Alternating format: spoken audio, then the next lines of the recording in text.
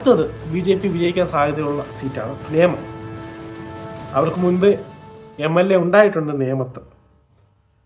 ഇപ്പോഴത്തെ MLA നമ്മുടെ വിദ്യാഭ്യാസ മന്ത്രിയായ ശ്രീ ശിവൻകുട്ടിയാണ്.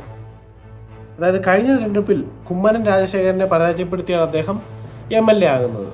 അന്ന് എല്ലാവരും കരുതി, എല്ലാ സർവേയിലും പറഞ്ഞത് കുമ്മനം രാജശേഖരൻ വിജയിക്കുമെന്നാണ്. എന്നാൽ അദ്ദേഹത്തെ വലിയ തോതിൽ, അതിന് വലിയൊരു മാർജിനിൽ തന്നെയാണ് ശിവൻകുട്ടി വിജയിക്കുന്നത്. ഏകദേശം 4000-5000 വോട്ടുകൾക്ക് ശിവൻകുട്ടി ജയിച്ചു കയറുന്നുണ്ട്. 2016 O രാജഗോപാൽ ഒരു 8000-ഓളം വോട്ടുകൾക്ക് വിജയിച്ച ഒരു മണ്ഡലമാണത്. BJP ആദ്യമായി താമര ചിഹ്നത്തിൽ വിജയിക്കുന്ന ഒരു മണ്ഡലം കൂടിയാണ് ഈ നേമത്ത് ലീഡ് ചെയ്തിരുന്നു. കഴിഞ്ഞ ലോക്സഭാ തെരഞ്ഞെടുപ്പിൽ ലീഡ് ചെയ്തിരുന്നു. മുൻപത്തെ കുമ്മനം രാജശേഖരൻ മത്സരിച്ചിരുന്ന 2019 ലോക്സഭാ തെരഞ്ഞെടുപ്പിലും നേമത്ത് ലീഡ് ചെയ്ത BJP ആണ്. എന്നാൽ നിയമസഭാ തെരഞ്ഞെടുപ്പ് വരുമ്പോഴത്തേക്ക് അതിൻ്റെ പാറ്റേൺ വ്യത്യാസമാണ്. ഇപ്പോൾ രാജീവ് ചന്ദ്രശേഖരൻ ഏകദേശം വിജയം ഉറപ്പിച്ചൊരു വ്യക്തി തന്നെയാണ്. അതായത് ഈ തെരഞ്ഞെടുപ്പ് ഏറ്റവും സാധ്യത രാജീവ് ചന്ദ്രശേഖരൻ തന്നെയാണ്. എന്നാൽ എന്തുകൊണ്ട് ഞാൻ ആ സാധ്യത മൂന്നാമതാക്കിയെന്ന് വെച്ചാൽ, അദ്ദേഹം വിജയിക്കുമെന്ന് ഉറപ്പ് വരുമ്പോഴത്തേക്കും അദ്ദേഹത്തിനെതിരെ ഒരു മുസ്ലിം കൺസൾട്ടേഷൻ ഉണ്ടാകാനുള്ള സാധ്യത വളരെ കൂടുതലാണ്.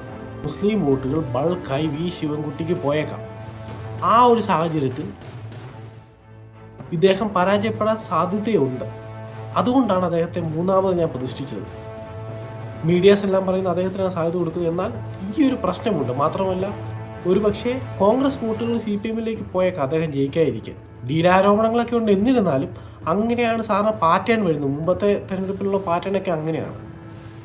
അപ്പോൾ അതുകൊണ്ടാണ് ഞാൻ മൂന്നാമത് വെച്ചത്. എന്നിരുന്നാലും രാജീവ് ചന്ദ്രശേഖരൻ നല്ല സാധ്യതയുണ്ട് ഇത്തവണ വിജയിക്കാൻ. പക്ഷേ അത്ര എളുപ്പമല്ല. കാരണം ശിവൻകുട്ടി ഒരിക്കലും ഒരു മോശം കാൻഡിഡേറ്റ് അല്ല. അദ്ദേഹത്തിന് വോട്ട് പിടിക്കാനുള്ള കഴിവുണ്ട്. മണ്ഡലത്തിൽ നല്ല പരിചയമുള്ള വ്യക്തിയാണ്. ഒരുപാട് ആരാധകരുള്ള വ്യക്തി തന്നെയാണ്. സോഷ്യൽ മീഡിയയിൽ നെഗറ്റീവ് ഇമേജ് ഉണ്ടെന്ന് പറഞ്ഞാൽ അദ്ദേഹത്തിന് ഇഷ്ടമുള്ള ഒരുപാട് പേരുണ്ട്. അതുകൊണ്ട് അദ്ദേഹത്തിന് സാധ്യതയുണ്ട്.